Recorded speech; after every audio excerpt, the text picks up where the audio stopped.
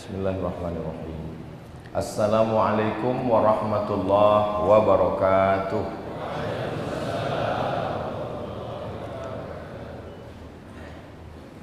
Dari Mukah ke Bintulu, dari Bintulu terus ke Miri. Itu bukan pantun, perjalanan saya hari ini. Malam tadi kami sampai lebih kurang pukul 12 dari Mukah sampai di Bintulu, dan insya Allah selepas kuliah duha ini kami akan teruskan perjalanan ke Miri. Mudah-mudahan perjalanan ini diridhoi Allah Subhanahu wa ta'ala. Datuk-datuk, datin-datin, pengerusi majelis, hadirin hadirat, muslimin muslimat, semua yang berhadir ini insya Allah dirahmati Allah Subhanahu wa ta'ala. Amin ya rabbal alamin. Tajuk kita pagi ini, hidup ada pilihan, akhirat tujuan pengakhiran. Ada seorang belia, dia na'udzubillah minum khamar, guna dadah, lepas tu ditangkap polis. Bila ditanya, kenapa awak minum khamar, kenapa guna dadah, apa kata dia? Ini adalah takdir Allah. Maknanya hidup tak ada pilihan. Kata dia, hidup ini macam pokok kayu yang dihembus angin. Datang angin dari kanan, datang angin dari kiri. Tak ada kuasa kita untuk mengatur hidup kita. Sebenarnya orang macam ini sudah pernah ada zaman Umar ibn al-Khattab radhiyallahu anhu.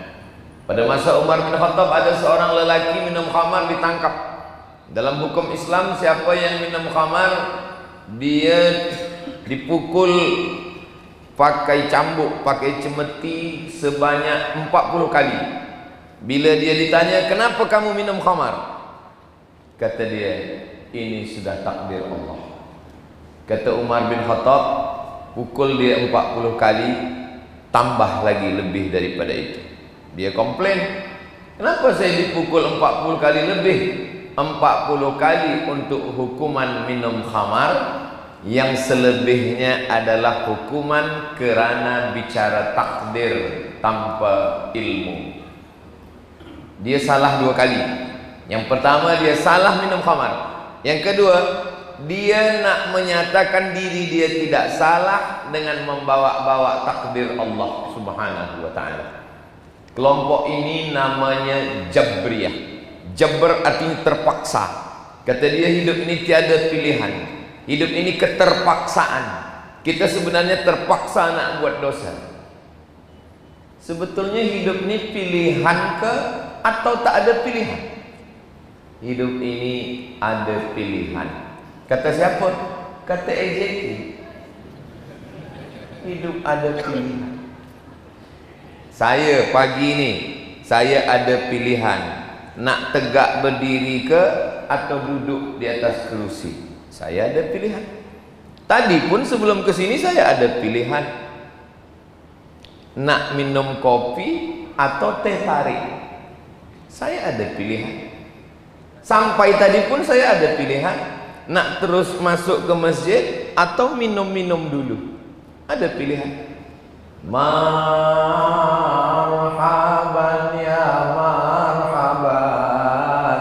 Dimaklumkan Ustaz Somad belum masuk lagi. Kami masuk ke dalam. Mohon maaf, ini bukan prank. Maknanya hidup ini ada pilihan. Oh, kalau begitu hidup ini ada pilihan, semuanya pilihan. Tidak. Menjadi orang lahir di Pulau Sumatera itu bukan pilihan. Itu Allah yang memilihkan. Maka Syekh Muhammad Sa'in Ramadan Al-Buti, dia PhD daripada Al-Azhar University dan dia ulama daripada Suriah. Dia menulis satu kitab, tajuknya Al-Insan Bainal Musayyar wal Mukhayyar. Manusia ada kalanya dia musayyar, dia tak ada pilihan, tak boleh memilih. Tapi ada kalanya dia mukhayyar, dia boleh memilih. Inilah yang banyak manusia tersilap. Dia kata dia tak ada pilihan, tapi kadang-kadang dia boleh memilih. Bila kita boleh memilih, bila kita tak ada pilihan. Kamu diciptakan Allah Subhanahu wa taala arba'ina yauman nutfah, kata Nabi Muhammad sallallahu alaihi wasallam. 40 hari dalam bentuk nutfah, air. Selepas itu 40 hari dalam bentuk darah. Selepas itu 40 hari dalam bentuk daging. 40 hari, 40 hari, 40 hari, 120 hari. Summa yursalul malaku. Kemudian Allah mengirim malaikat.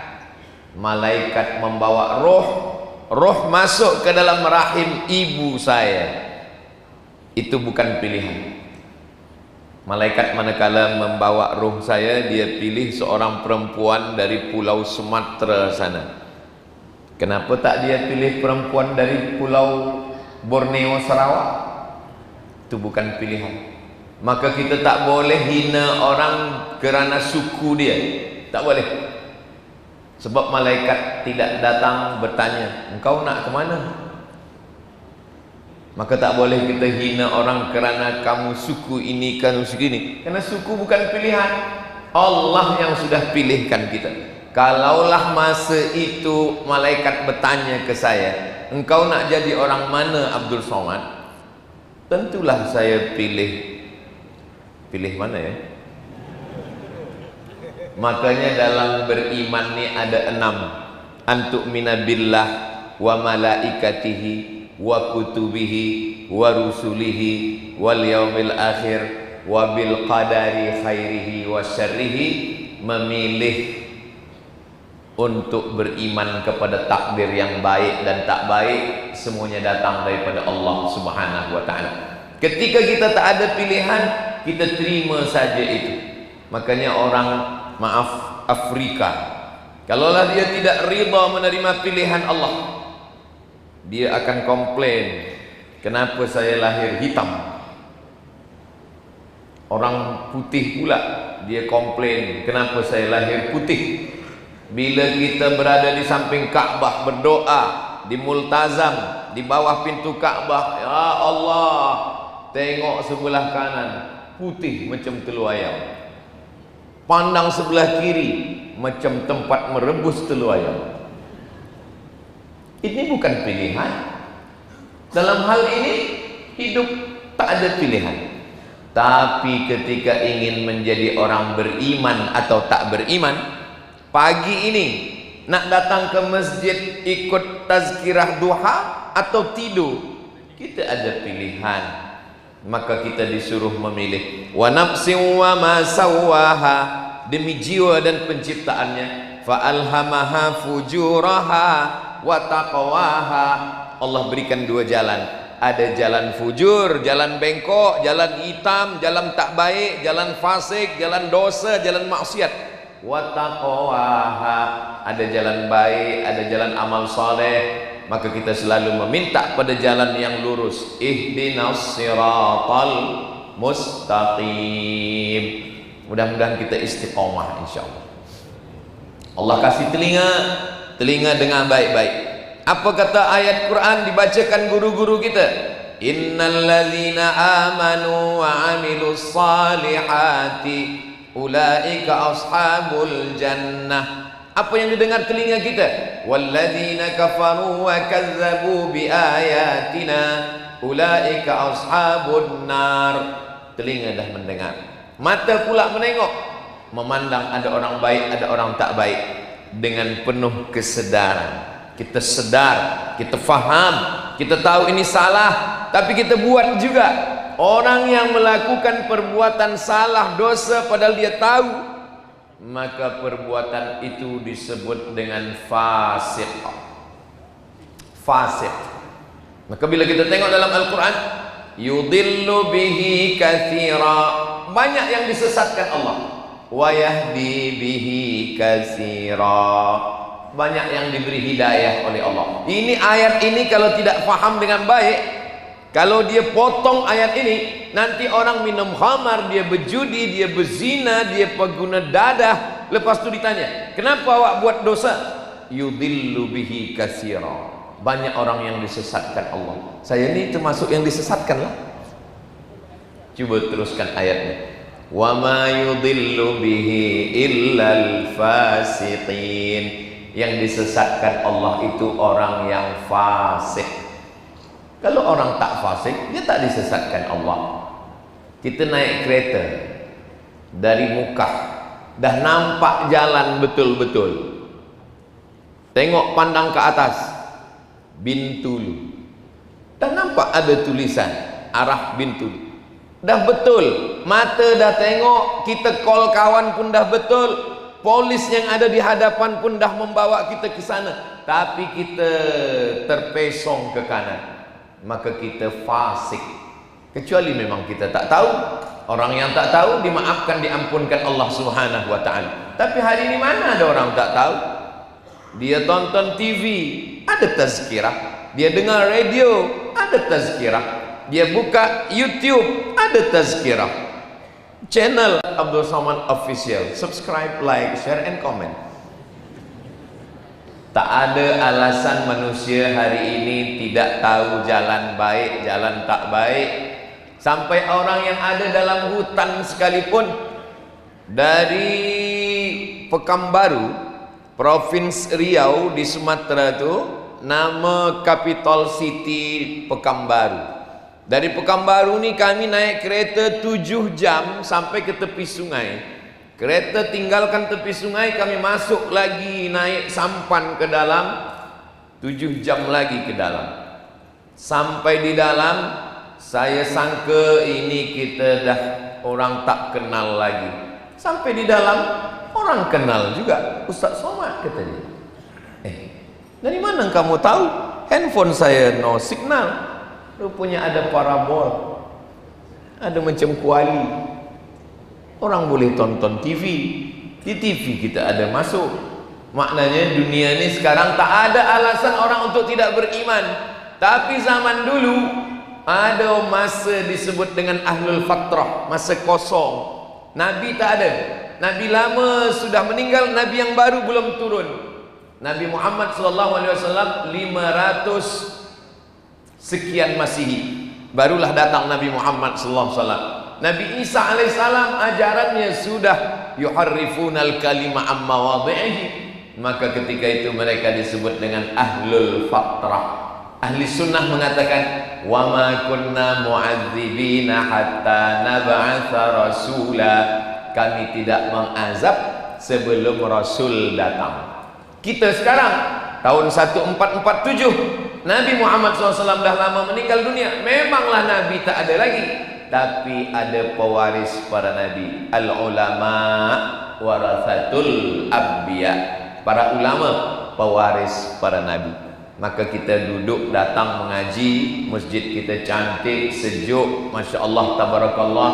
Bila menengok lampunya ingat Masjid Nabawi, Masjidil Haram. Panjang umur, sehat badan, mudah-mudahan kita boleh berhaji umrah ke Baitullah.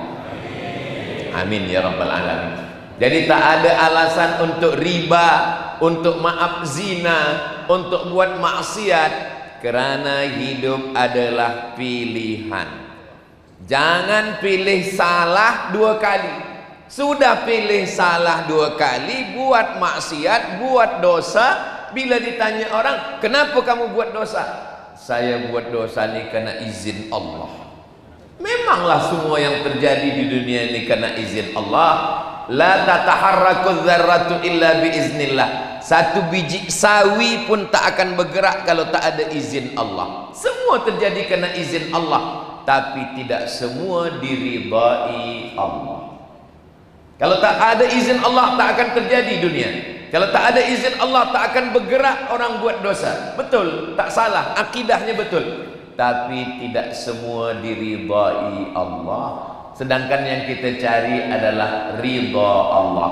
Makanya sebelum kita minta syurga, kita minta ridha Allah. Ini rukun Yamani, ini Hajar Aswad.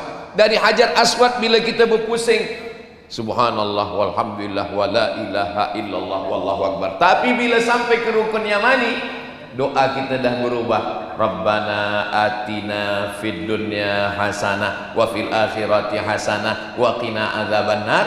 Allahumma inna nas'aluka ridhaka. Yang kita minta ni ridha Allah. Fir'aun kalau tak ada izin Allah, mana dia ada tenaga? Fir'aun boleh membawa bala tenteranya mengejar Nabi Musa alaihissalam.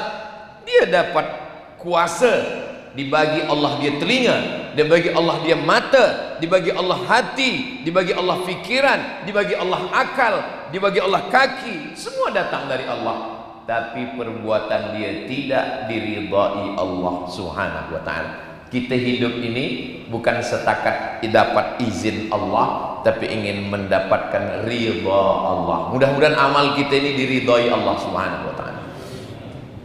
Tuan-puan muslimin muslimat yang datang pagi ini, jaga dari tidur subuh tadi kerana Allah. Pertama dia sebut nama Allah.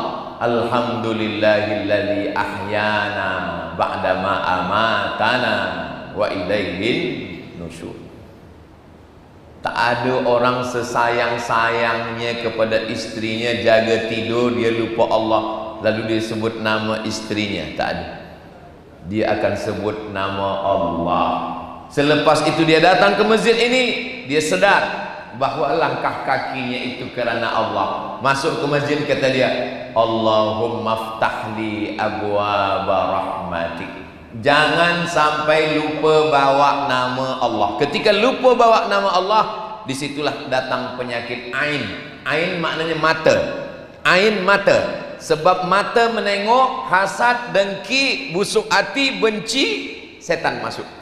Menengok kereta orang bagus, cantik, menengok rumah orang besar, menengok comel, menengok cantik, datang hasad, dengki, gara sebab mata. Maka disitulah datang. Maka sertakan pada Allah.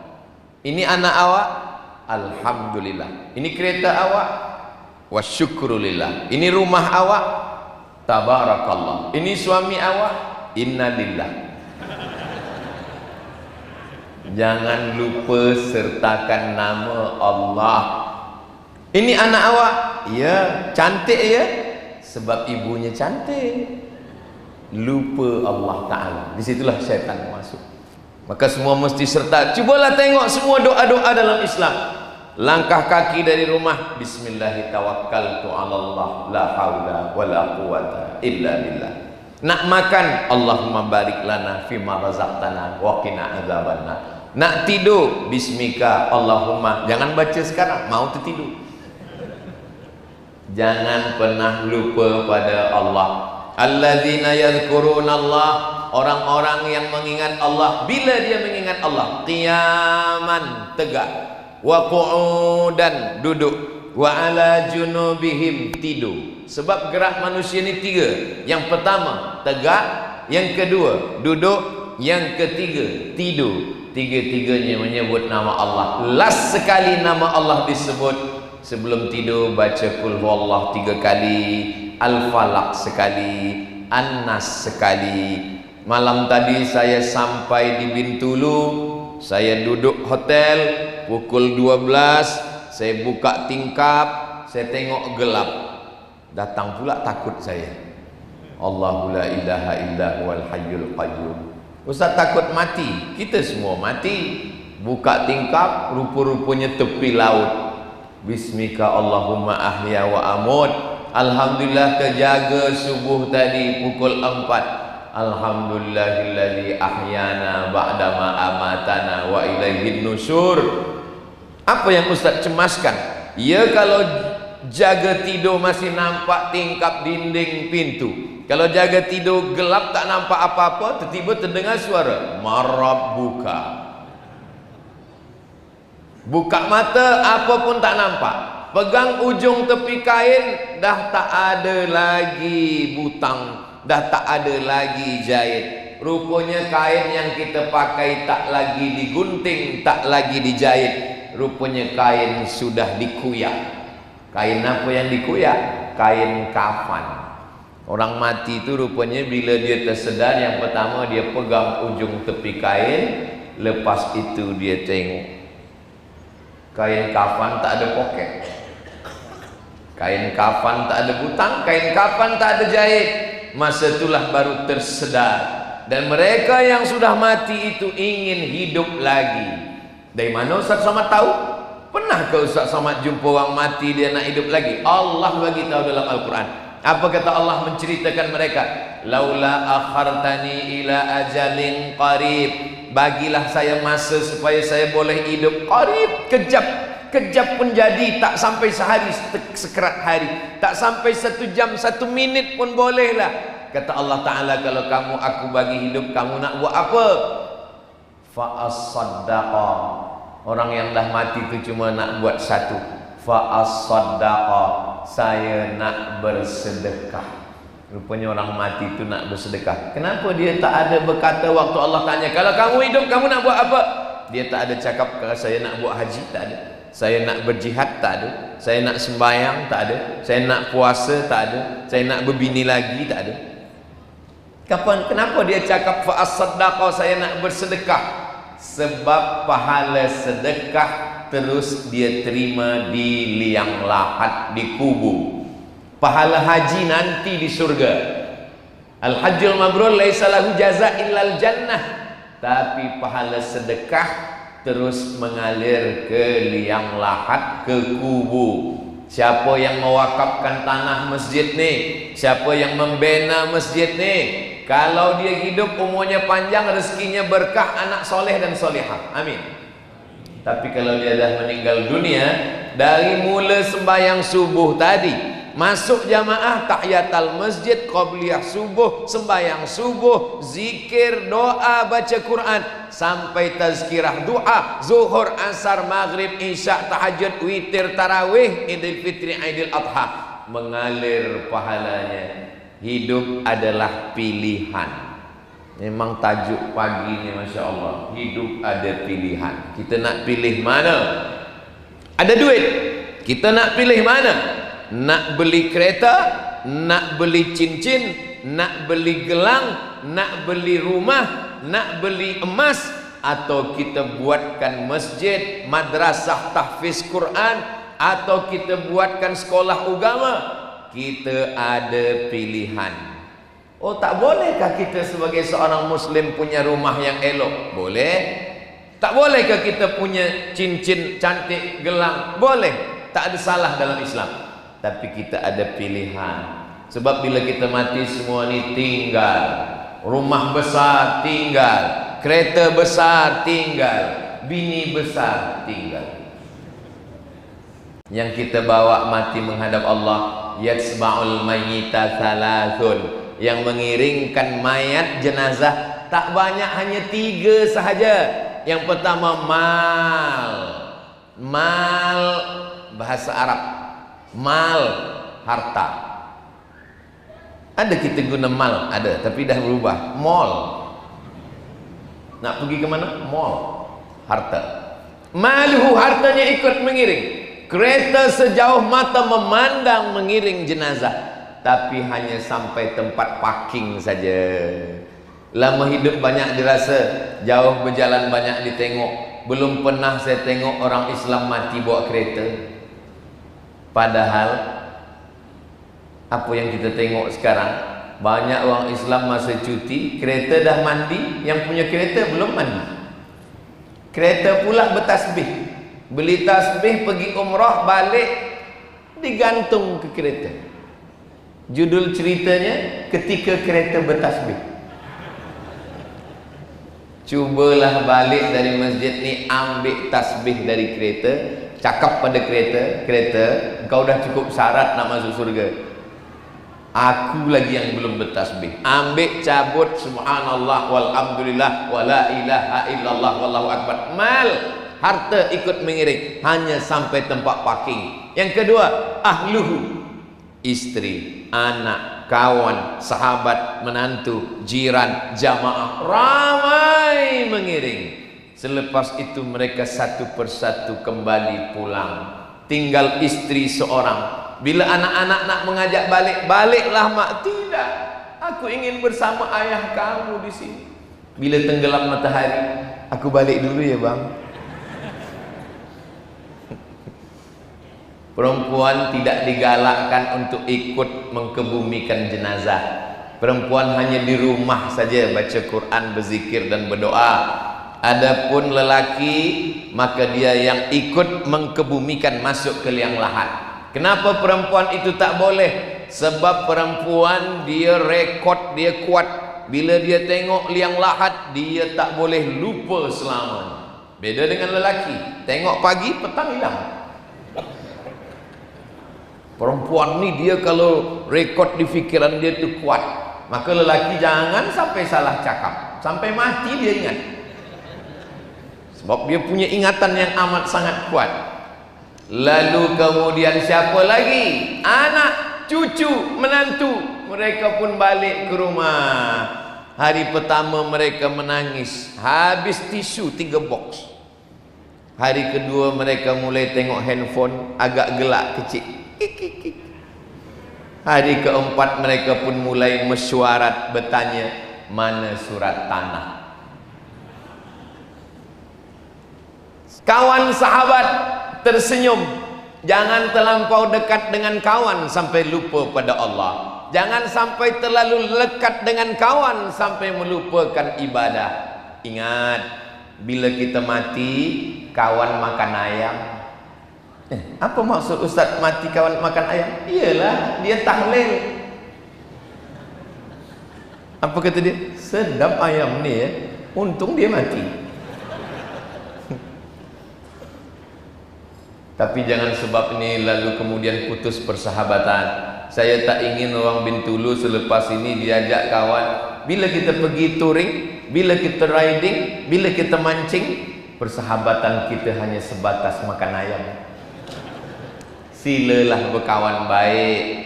Saya insya Allah kalau saya mati, jamaah dari Bintulu akan mengirimkan Al-Fatihah. Sudikah orang Bintulu mendoakan saya? Semangat betul. Saya pula yang cemas. Hidup ada pilihan. Hidup ada pilihan. Bersama minum khamar, bersama guna dadah, bersama buat maksiat, bersama mabuk, sampai di akhirat saling menyalahkan. Al-akhillah, orang-orang yang berkawan, orang-orang yang bersahabat. Yauma idzin ba'dhum li ba'din adu. Mereka berkelahi, mereka berkhilaf, mereka bertengkar, mereka menyalahkan. Sebab engkaulah saya minum khamar. Kalau bukan kerana engkau yang bawa ajak saya tak akan minum khamar. Kata dia, kenapa engkau mahu? Illal muttaqun, kecuali orang yang bertakwa.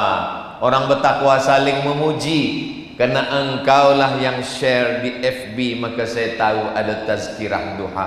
Karena engkaulah saya datang, kerana engkaulah saya mengaji tahfiz, karena engkaulah saya tahsin bacaan Quran. Saya sebenarnya dah tua, saya dah putus asa nak mengaji, tapi engkau ajak saya tahsin. Macam mana bunyi nun berjumpa dengan qab, min qablikum. Ayolah kita mengaji lagi ke surau. Kaji apa ni? Kaji akhirat. Kaji nun mati berjumpa dengan qab. Jangan sampai cucu datang bertanya, atau macam mana nun mati berjumpa dengan qab? Qab lari sebab nun dah mati. Kita masih boleh bersama. Kematian itu pasti datang. Berani hidup, tak takut mati. Takut mati, jangan hidup. Takut hidup, mati saja. Kalau berani muda, berarti berani tua. Berani hidup, berani mati. Apa itu hidup? Kalau kata orang kampung saya, life is take risk. Hidup adalah berani mengambil segala resiko. Sekarang ni saya sihat, esok petang boleh sakit. Sekarang ni saya hidup, esok boleh mati. Yang cantik, yang muda, yang belia, boleh tua. Sekarang banyak orang nak muda tapi takut tua. Bunga, kuntum, mekar, harum, wangi, layu, kuning, mati. Tabiat bunga macam tu. Kalau ada bunga yang tak layu-layu, satu, bunga plastik. Manusia pun begitu juga. Saya ni dah tua, mata dah rabun, tegak tak lama. Dari tadi saya tengok ke hadapan. Apa yang saya tengok? Jam dinding. Saya dibagi tahu ustaz nanti bagi kuliah 45 minit. Tadi saya tegak pukul 7.30. Sekarang dah pukul 8. Sudah 30 minit saya tegak. Dah terasa semut menjalar ke kaki. Saudaraku yang dimuliakan Allah Subhanahu wa taala, selepas pilihan kita betul menjalani hidup, hidup ada pilihan. Selepas itu barulah akhirat tujuan pengakhiran. Walal akhiratu khairul laka minal ula wal akhiratu khairu wa abqa. Bintulu ni dekat dengan laut, dekat. Nanti pergi ke laut, celupkan ujung jari ke dalam laut, lepas itu naikkan ke atas. Air yang menetes satu tetes di ujung jari, itulah dunia. Laut beserta isinya, itulah akhirat. Jadi kalau dapat dunia jangan sombong, jangan bangga. Sebab apa? Hanya dapat setetes. Kalau tak dapat pun jangan sedih. Kenapa? Yang tak dapat pun hanya setetes. Orang yang tahu hakikat dunia. Pemuda-pemuda belia-belia nanti pergi ke tepi laut, hidupkan kamera, buat video pendek. Hai guys, dunia hanya setetes. Bila engkau dapat, jangan bangga, sebab yang dapat hanya setetes.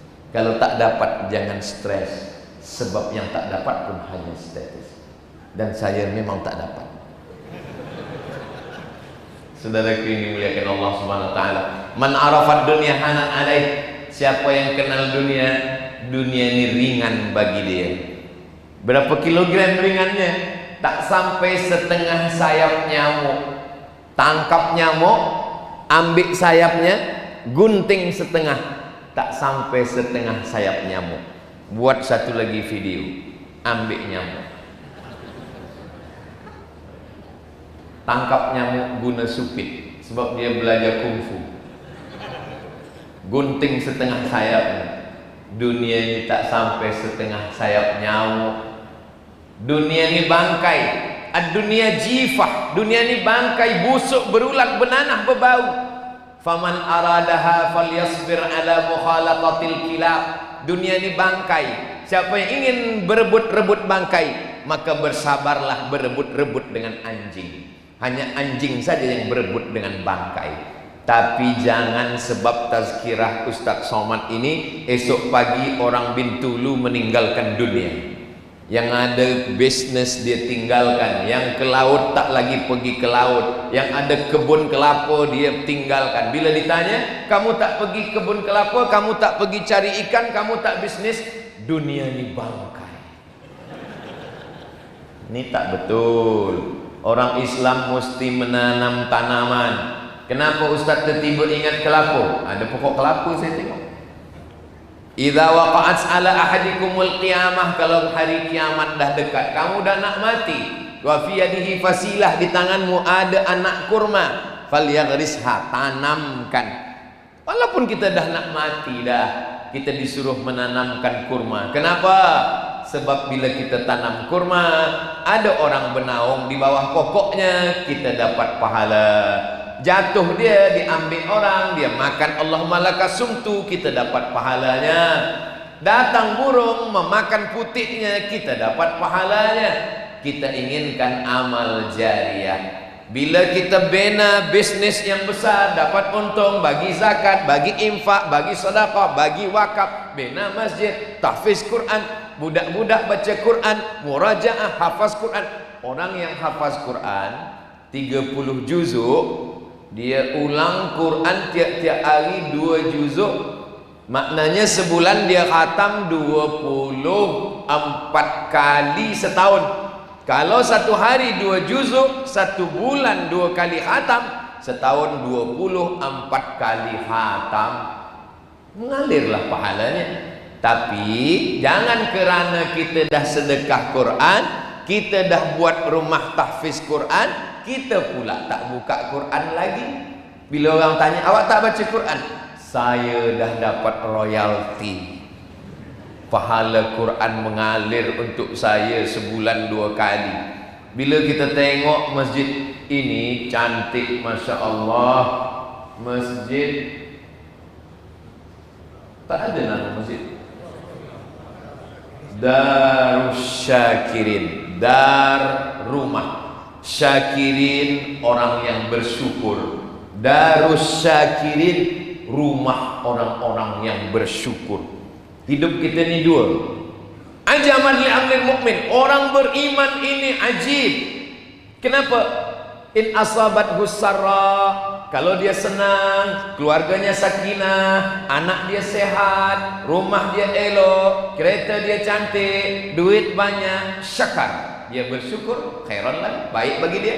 In asabat hudara, kalau dia sakit, dia susah, dia bankrupt, dia jatuh, dia sakit, sabar, dia bersabar. Hidup kita ni dua, dapat yang elok bersyukur, dapat tak elok bersabar. Macam itulah kami di rumah Ustaz, kata seorang perempuan. Suami saya bersyukur kerana dapat saya bersabar dapat dia.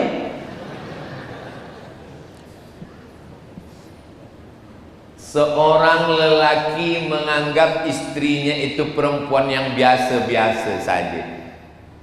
Perempuan yang di rumah dianggap biasa saja, bagi seorang lelaki yang sampai hari ini belum juga dapat istri, dia adalah bidadari surga yang belum turun-turun dari pokok kelapa. Maka balik dari sini, jangan lagi panggil istri oh my wife, tapi panggillah dia oh bidadari surga. Sebenarnya kita selama ini tak sedar. Bagi perempuan yang menengok suami dia, laki saya ni biasa aja Pak Ustaz, kurus, kering, hitam, hidup lagi. Tapi sebenarnya itulah suami yang dimimpi-impikan oleh seorang perempuan yang sampai hari ini belum lagi menikah. Kita doakan yang belum ada jodoh, mudah-mudahan cepat jumpa dengan jodoh. Banyak betul yang belum nih. Hidup ini kunci kalau kita nak senang, banyak-banyak bersyukur. Bersyukur. Kalau mengaji, kalau dengar baik-baik. Kalau tidur baik-baik. Jangan setengah tidur, setengah dengar. Nanti balik rumah ditanya. Isteri dia tak ikut. Isteri bertanya, apa kata Ustaz Somad tadi? Kita mesti banyak bersyukur. Ustaz kata bersyukur, banyak bersyukur. Kata Nabi SAW, lihat takhiza ahadukum, kamu kalau nak senang di dunia dapat 3 saja, kata Nabi. Ambil yang 3 nih. Pertama, qalban syakira, hati yang bersyukur. 2, lisanan zakira, lisan yang berzikir. Kalau hati bersyukur, lisan pasti berzikir. Alhamdulillah wa syukrulillah, bersyukur padamu ya Allah. Saya kalau berzikir tak kuat-kuat menyanyi-nyanyi macam Ustaz Somad, okey, tak usah menyanyi macam saya. Alhamdulillah, alhamdulillah, alhamdulillah. Kalau saya berzikir saya tak kuat macam Ustaz Somad, okey, tak usah kuat. Yang penting lisan berzikir, hati bersyukur, lisan berzikir. Siapa lagi? Zaujatan solihatan tu'inu ala imanihi, istri yang solihah. Beruntung bertuahlah tuan-tuan yang dapat istri yang solihah. Apapun yang terjadi, dia boleh menolong iman kita. Lelaki ini disangka orang dia menjaga perempuan. Saya lelaki, saya menjaga perempuan. Tapi bila kita tengok hadis Nabi, khuliqatil mar'atu min dila', perempuan ini diciptakan dari tulang rusuk, a'wajuha a'laha, tulang yang paling atas, yang paling bengkok. Ini tulang paling atas nih, paling bengkok, itulah asal perempuan. Dan tulang inilah yang menjaga lelaki. Lelaki itu jantung yang berdegup dan berdetak di dalam. Kalau kita naik kereta ada aksiden, na'udzubillah, kenapa jantung kita tak pecah? Sebab ada tulang yang menjaga kita. Jadi hakikatnya perempuan inilah yang menjaga lelaki. Saya boleh bagi tazkirah dari mula Mukah sampai ke Bintulu, terus ke Miri, dan nanti akan ke Lahad Datu, balik lagi ke Kuala Lumpur. Hari Isnin baru sampai balik ke Riau di Sumatera. Kenapa saya boleh? Kerana ada istri yang menjaga. Al-mu'minun lelaki wal mu'minat, istri perempuan, ba'duhum awliya'u ba'd, saling tolong menolong. Lelaki ketika dia sihat, ketika dia ada duit, ketika dia sedang belia, dia lupa bahwa nanti ada masanya tua, ada masanya sakit. Siapa yang akan menyuapkan bubur nasi? Siapa yang akan membimbing untuk tayamum sembayang? Kata doktor dah tak boleh wuduk lagi. Bolehkah saya wuduk doktor? Kata doktor jangan wuduk. Kalau saya wuduk mati. Datanglah istri membawakan tanah. Dia cium dulu tanah, takut ada bau kencing kucing. Dia ajarkan tayamum. Abang, pukul sekali. Walaupun kau dulu memukul aku berkali-kali. Selepas pukul, tepukkan ke tangan. Selepas itu, hembuskan. Selepas itu, sapu ke muka sekali. Tapak tangan ada debu, debu yang ada di sini di pangkal muka, yang ini di ujung muka. Begini bang, sebab abang dulu tak ada mengaji. Disangka lakinya bertayamum tu diambil tanah tu disapu begini. Selepas itu debu yang dari muka tadi jangan guna ke tangan, dia dah mustakmal, dah kena pakai. Maka pukulkan sekali lagi, tepukkan lagi. Debu dibagi 3, ada di ujung jari, ada di tapak tangan, ada di ibu jari. Selepas itu sampai tangan ke siku.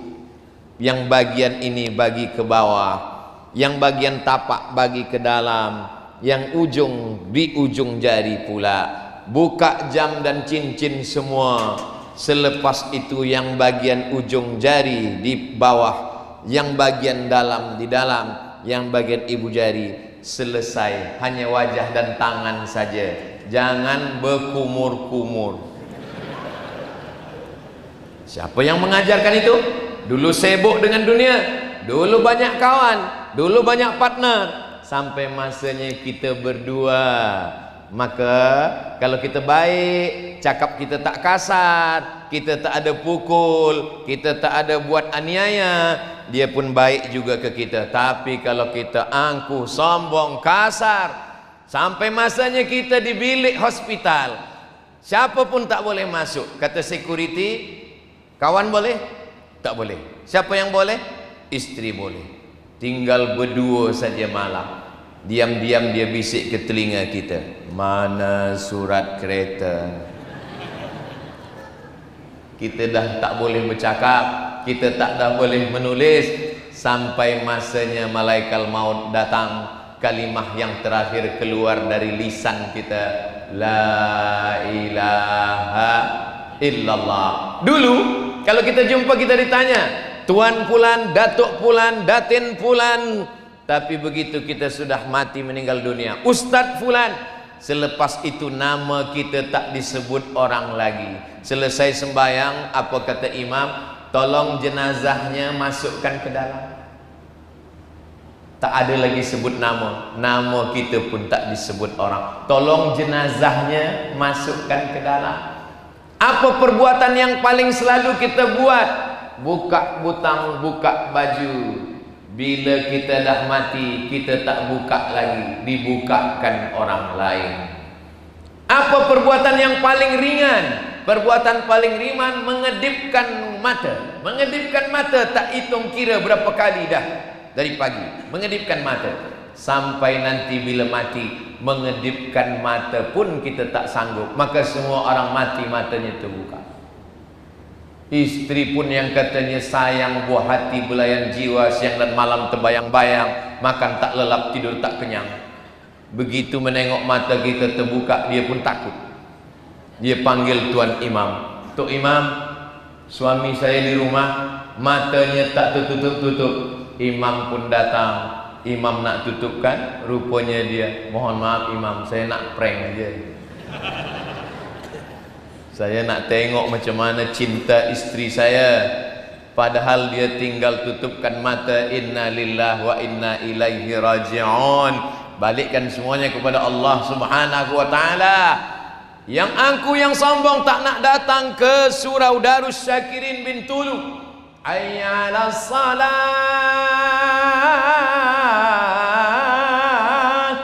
Mestinya dia jawab la haula wala quwata illa billah, datang ke surau.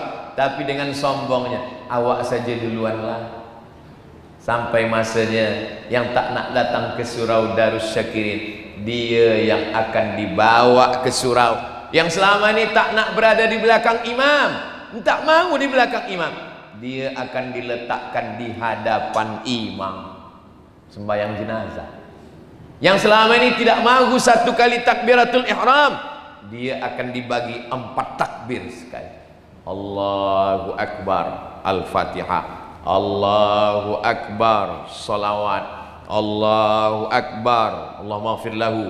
Allahu Akbar, Allahumma la tahrimna ajrahu wa la taftinna ba'dahu wa fir lana wa lahu wa li ikhwanina alladhina sabaquna bil iman wa la taj'al fi qulubina ghillan lil ladzina amanu rabbana innaka ra'ufur rahim.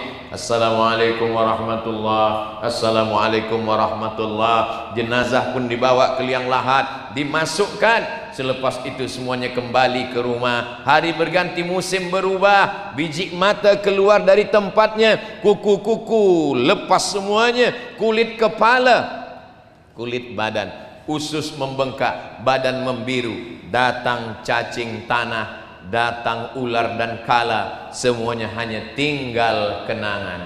Apa yang diingat orang?